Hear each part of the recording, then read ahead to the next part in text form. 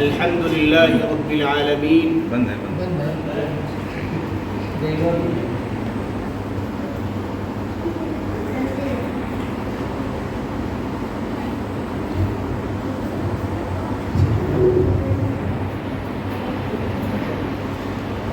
الحمد للہ رب العالمین والصلاة والسلام على سید الانبیاء والمرسلین وعلى آلہ واصحابہ وذرياته وأهل بيته أجمعين أما بعد فأعوذ بالله من الشيطان الرجيم بسم الله الرحمن الرحيم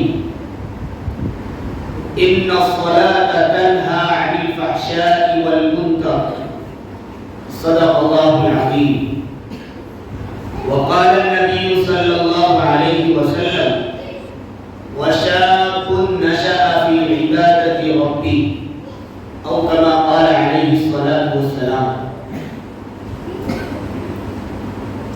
محترم سامعین، ہمارا یہ ہفتہ والی پروگرام جو الگ الگ مسجدوں میں ہر اتوار کو مغرب سے عشاء تک منعقد ہوتا ہے،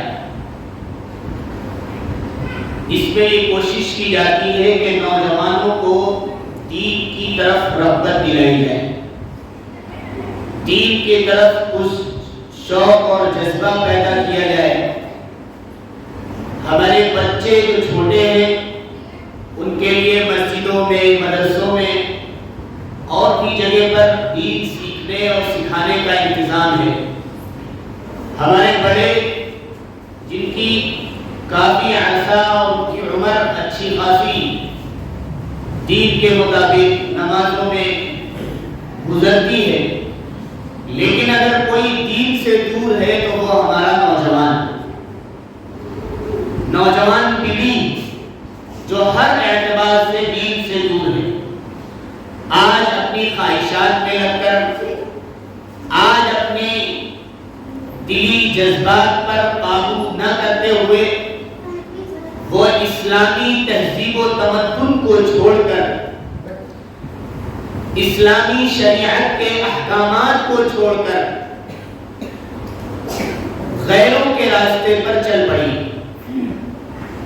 اسے نہیں معلوم کہ نبی کریم صلی اللہ علیہ وسلم کی سیرت کیا ہے، اسے نہیں معلوم کہ آقا نامدار جناب محمد رسول اللہ صلی اللہ علیہ وسلم نے ہماری زندگی کے لیے کون سے احکامات اور ارشادات ہمیں دیے ہیں۔ آج ضرورت اس بات کی ہے کہ ہم میں سے ہر شخص یہ جذبہ پیدا کرے اور یہ شوق پیدا کرے کہ نبی کریم صلی اللہ علیہ وسلم کی سیرت کے مطابق، ان کے کردار، ان کے اقوال، ان کے اخلاق اور عادات کے مطابق اپنی زندگی گزارے گی۔ اسی کے لیے یہ چند چھوٹے چھوٹے پروگراموں کے ذریعے کوشش کی جا رہی ہے کہ کسی بھی طرح ہمارے بھائیوں کے دلوں میں یہ جذبہ اور شوق پیدا ہو کہ وہ کس طریقے سے نبی کریم صلی اللہ علیہ وسلم کی سیرت کے مطابق اپنی زندگی گزارنے والے بن جائیں، کس طریقے سے ان کی نمازیں صحیح ہو جائیں، کس طریقے سے ان کے اندر نبی کریم صلی اللہ علیہ وسلم کے بتائے ہوئے ارشادات ان کی زندگیوں میں داخل ہو جائیں۔ اسی کے لیے یہ چھوٹی موٹی کوششیں ہوتی ہیں۔ اللہ رب العزت و جلال سے دعا ہے کہ رب کریم ہماری ادنا سی کوشش کو قبول فرمائے۔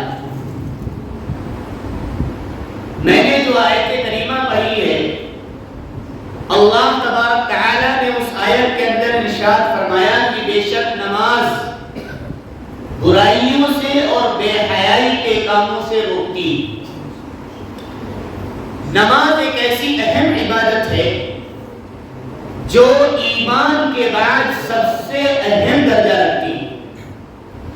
ایمان کے بعد، اسلام لانے کے بعد، اللہ کے نبی صلی اللہ علیہ وسلم کو آخری پیغمبر جان لینے اور یقین کر لینے کے بعد، اللہ کو اپنا معبود حقیقی مان لینے کے بعد اگر کوئی عبادت آتی ہے تو وہ سب سے پہلی عبادت نماز ہے۔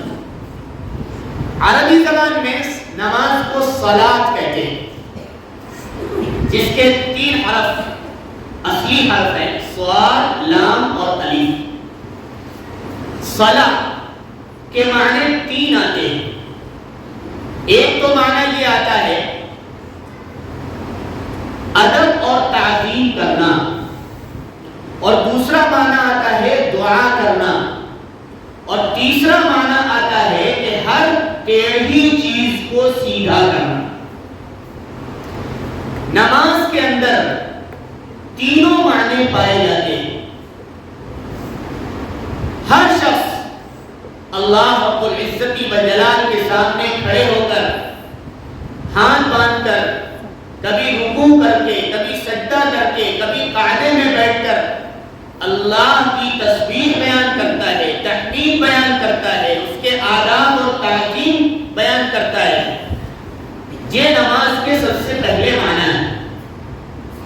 انسان کو ہر اعتبار سے فضیلت دی گئی، انسان کو اشرف المخلوقات قرار دیا گیا۔ ایک بزرگ نے بہت اچھی بات کہی کہ جتنی بھی کائنات میں چیزیں اللہ رب العزت والجلال نے بنائی ہیں، وہ کسی نہ کسی اعتبار سے اللہ کی ادب اور تعظیم کو بجا لا رہی۔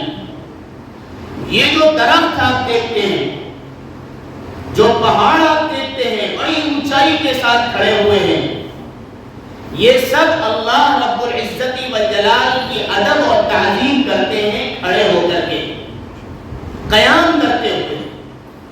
اور یہ جتنے چوپائے اور جانور ہیں، یہ سب اللہ کی تعظیم بیان کرتے ہیں رکوع اور جھک کر کے۔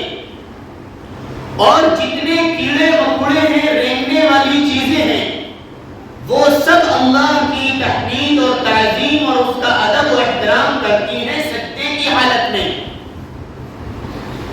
کسی بھی شخصیت اور کسی بھی ذات کا ادب اور احترام کرنے کے 4 ہی طریقے ہیں۔ یا تو کھڑے ہو کر اس کی تعظیم کی جائے، یا تو اس کے سامنے جھک کر اس کی تعظیم کی جائے، یا اس کے پیروں میں گر کر تعظیم کی جائے، یا اس کے سامنے لیٹے ہوئے ہوں تو اٹھ کر بیٹھ کر تعظیم کی جائے۔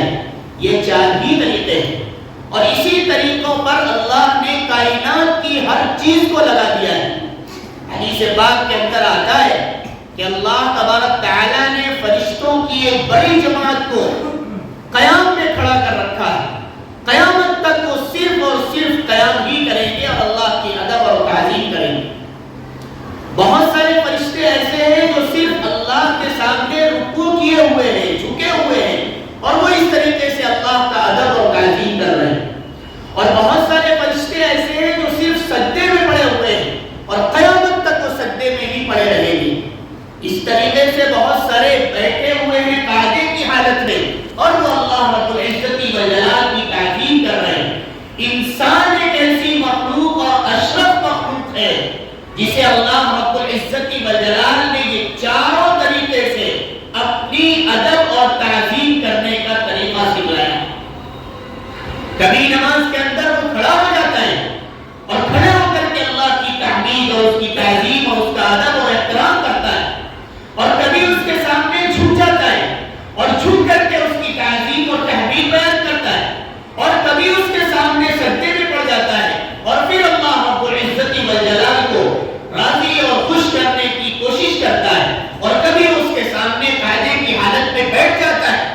وہ یہ 4 طریقے ادب اور احترام اور تعظیم کے ہیں جو اللہ رب العزت والجلال نے انسان کو دیے، اشرف المخلوقات کو دیے۔ یہ ادب اور تعظیم ہے جو اللہ رب العزت والجلال نے ہمیں اور آپ کو دی۔ ایک بزرگ نے ایک بات اور بھی کہی کہ بچپن سے ہی نماز کی عادت بچوں کو دلائی جاتی، اور انہیں حکم دیا جاتا ہے کہ تم نماز پڑھو، انہیں حکم دیا جاتا ہے کہ تم اللہ کے سامنے کھڑے ہو، انہیں حکم ملتا ہے تم رکوع اور سجدہ کرو، انہیں حکم ملتا ہے کہ تم مسجد میں جا کر اللہ کو یاد کرو، اپنی عاجزی ظاہر کرو، اللہ کی برتری اور اس کی تحمید اور تسبیحات بیان کرو.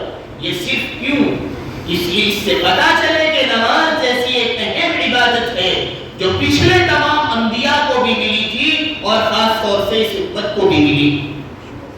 اسی طریقے سے ایک صاحب نے یہ بتلایا کہ بچپن میں جیسے ہی بچہ پیدا ہوتا ہے فوراً یہ حکم دیا گیا کہ وہ اس کے دائیں کان میں اذان کہیں اور بائیں کان میں تکبیر کہیں.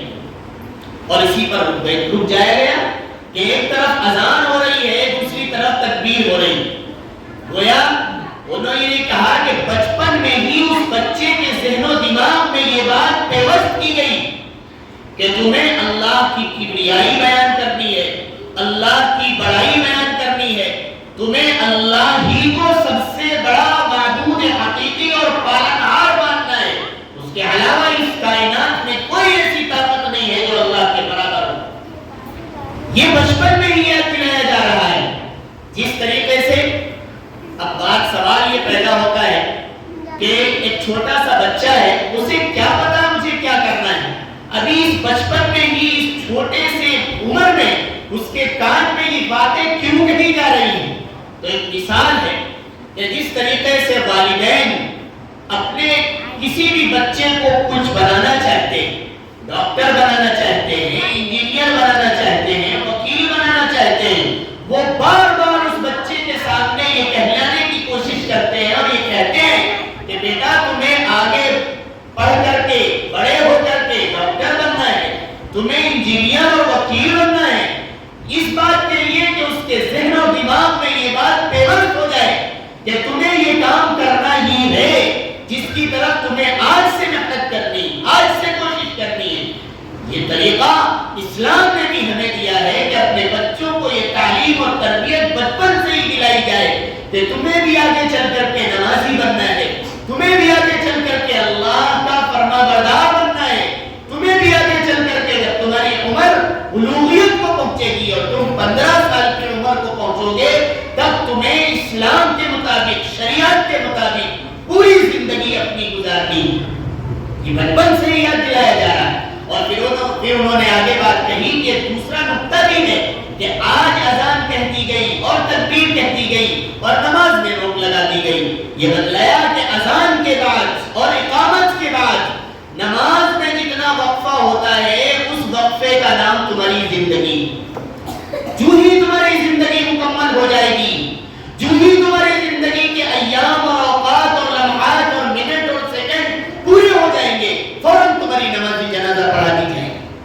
یہ تھوڑا سا وقت لے کر اس دنیا کے اندر آئے ہو, یہ تھوڑا سا وقت ہے, تمہاری اذان بھی ہو چکی ہے, تمہاری اقامت بھی ہو چکی ہے, صرف نماز باقی ہے. اس چھوٹی سی زندگی میں تمہیں ایسے کام کرنے ہیں, تمہیں ایسے اعمال کرنے ہیں, تمہیں وہ ہر وہ چیز کرنی ہے جس سے اللہ رب العزت والجلال راضی ہو جائے, جس سے نبی کریم صلی اللہ علیہ وسلم کی سیرت کے مطابق زندگی گزارو تاکہ آخرت میں تمہارے لیے آسانیاں ہی آسانیاں ہو جائیں. ایک سوال پیدا ہوتا ہے کہ 5 ہی نمازیں کیوں دی گئی؟ ایک بزرگ نے کہا کہ انسانی زندگی میں 5 چیزیں بہت زیادہ ضروری, بہت بڑی نعمت ہے. ان 5 نعمتوں کے علاوہ انسان گویا زندگی ہی نہیں گزار سکتا. 5 نعمتیں وہ کیا ہیں؟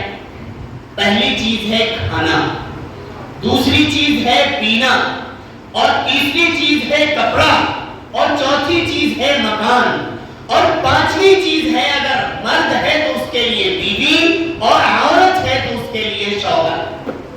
یہ 5 نعمتیں اللہ رب العزت و جلال کی ایسی ہیں جس کو ہر انسان کو ضرورت پڑتی. اس کے علاوہ اس کی زندگی ادبی ہے. کھانا نہ ملے انسان تڑپنے لگتا ہے, پانی پینے کے لیے کوئی چیز میسر نہ ہو جان نکل جاتی ہے, کپڑے پہننے کے لیے نہ ملے زندگی گزارنا دشوار ہو جاتا ہے, مکان نہ ملے تو انسان کہاں رہے گا, کہاں اپنی زندگی کو بسر کرے گا.